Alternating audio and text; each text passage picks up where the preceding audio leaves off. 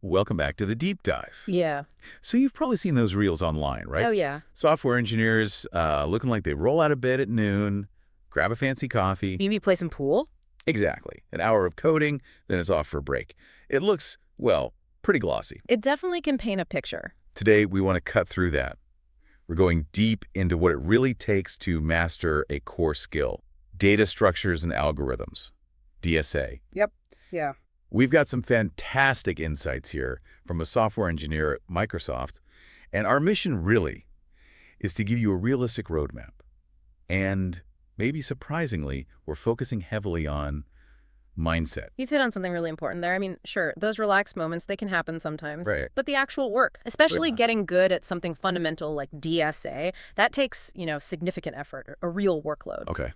So yeah, our goal in this deep dive isn't just the what, but the how you approach it mentally. That's often the biggest piece. Okay, let's unpack this, because it really sounds like there's this huge gap, perception versus the actual grit you need for DSA. Massive. So let's start right at the beginning. The source we looked at is super honest, admits straight up. DSA is tough, it's not easy. Not at all.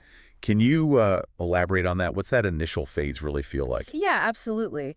Our source, the engineer, was really candid. They said pretty much everyone they know goes through this brutal 3 to 6 month period. 3 to 6 months. Yeah. And it's just full of self-doubt. Like, picture this.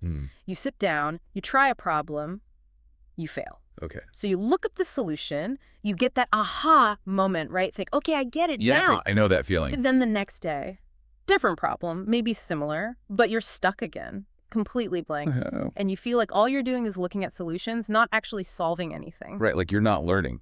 Exactly. And by day 3 of that cycle, that's when the real debt kicks in. Maybe I'm just not cut out for this thought. But here's the critical thing they stressed, and it's a huge takeaway. That feeling, it's universal. It's not you, it's just part of the process. So everyone feels that way. Pretty much everyone serious about learning it does. They even joked about nearly throwing their keyboard sometimes in those first few minutes. I can imagine. The absolute key, they said, is consistency. Just pure persistence. You cannot give up on yourself then. That initial phase, that 3-6 months, sounds like a real mental battle. So what did the source suggest? Any specific strategies or maybe mental hacks to push through when you feel like just quitting? Well, they emphasize 2 main things. First, just knowing and acknowledging that this specific frustration is normal. Okay. It's not general doubt. It's that specific feeling of, I saw something like this, why isn't it clicking? You have to expect that, recognize it, and just push past it. Right, normalize the struggle. Exactly. Yeah. And second, they said focus on tiny wins, really small ones. Maybe you only understood one line of a tricky solution today. That's still progress. Celebrate that tiny bit of understanding. It really comes down to the mindset, understanding that the struggle is the path forward. That's what makes or breaks your DSA journey, honestly. Absolutely. That makes a lot of sense. Yeah. So, okay, let's say you've embraced that. You've got the mental fortitude. You're committed. Yeah. What's the systematic way to actually learn this stuff?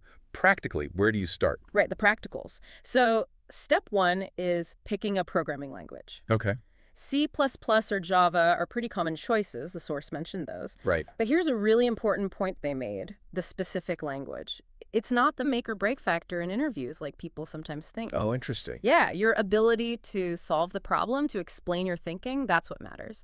They did note that while Python is quick to write, learning something like C++ or Java might actually force you to understand efficiency and memory a bit deeper, which isn't a bad thing. Okay, so pick a language, get comfortable. What's next? The next absolutely crucial step is understanding space and time complexity. Big O notation and all that. Can you break that down quickly? Why is it so foundational? Sure. So think of time complexity as basically how the number of steps your code takes grows as your input gets bigger. Yeah. And space complexity is about how much memory it uses, again, as the input size grows. Right. Our engineer gave a good example, like optimizing a simple nested loop, going from, say, ON2 down to ON. That can literally be the difference between your code running in seconds versus like hours or even days on large data sets. It's about efficiency, scalability. So you need to understand that before you really dive into specific algorithms. Exactly. It's fundamental. It dictates how you analyze any solution you come up with. You need that lens from the start. Makes sense. No. And the source also pointed out some great free resources to get started with these concepts and find good problems. Right? Oh, absolutely. They specifically shouted out LeetCode's YouTube playlist. LeetCode, okay. Yeah, praise the structured way problems are broken down, the visuals, Right. really helps internalize patterns. They also mentioned Pip Coding's YouTube channel and TechUForward's playlist. So good starting points without spending money. Yep, total gold mines for building that foundation. Okay, so foundation laid. Now let's talk about practice. Because we know just memorizing solutions is useless, right? Totally useless. So what did our experts say is the key to effective practice? The most important thing. One phrase, pattern recognition. Pattern recognition. That's everything.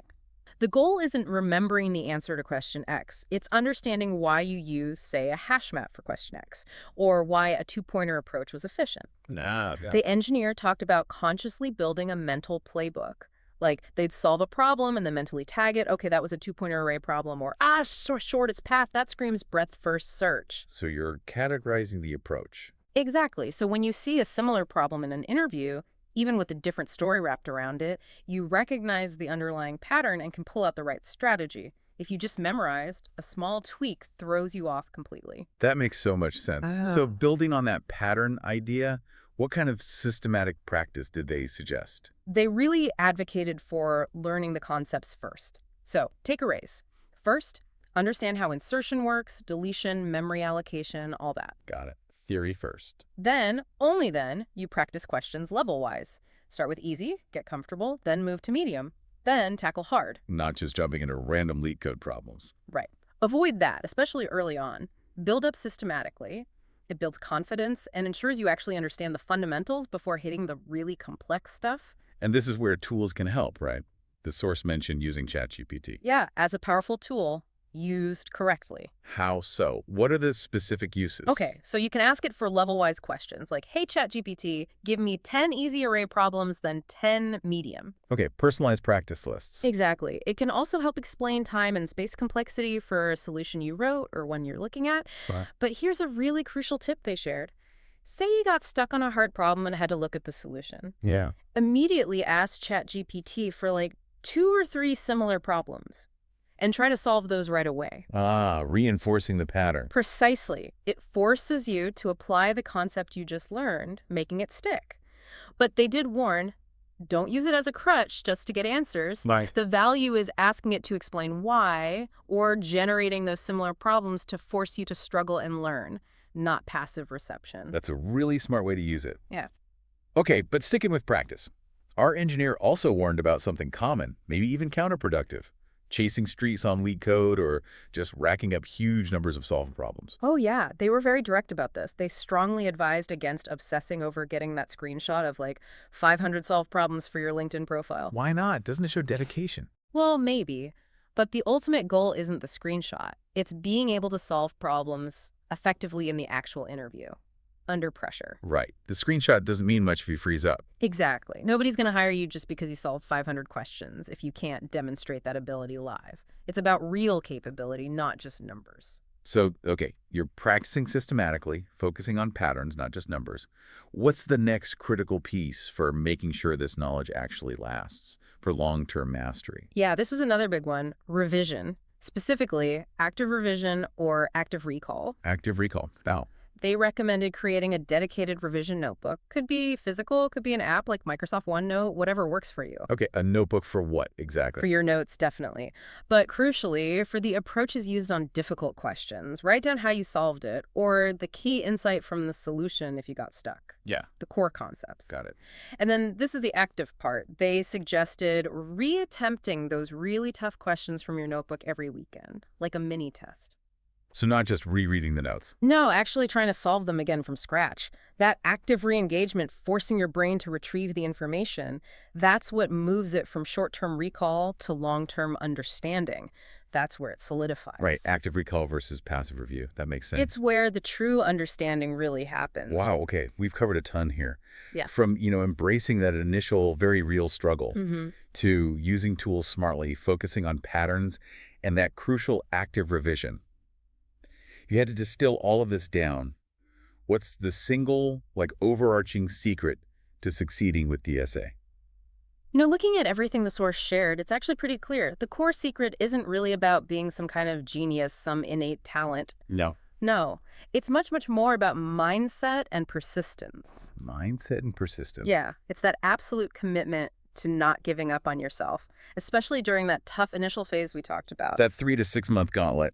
Exactly. It's a consistency day in, day out. It's the systematic approach focusing on understanding patterns and just the dedication to genuine learning, not superficial stuff. That's really what makes the difference at the end of the day. And there you have it, a real deep dive into mastering data structures and algorithms. We've looked at embracing the challenge, putting mindset first, the importance of a systematic curriculum. Yeah, the smart practice pattern recognition using those AI tools effectively. Right, and focusing on real understanding and active recall, not just chasing those LeetCode streaks. Absolutely. It's quite a journey. It really is. And maybe a final thought for everyone listening. Think about this mindset we've discussed. This persistence, this strategic approach to learning something difficult like DSA. Yeah. How could you apply that same mindset to any new challenge you want to tackle, whether it's, something else in your career or even personal growth? How might embracing that initial difficulty, expecting it, and committing to consistency, how might that change how you approach learning anything new and hard?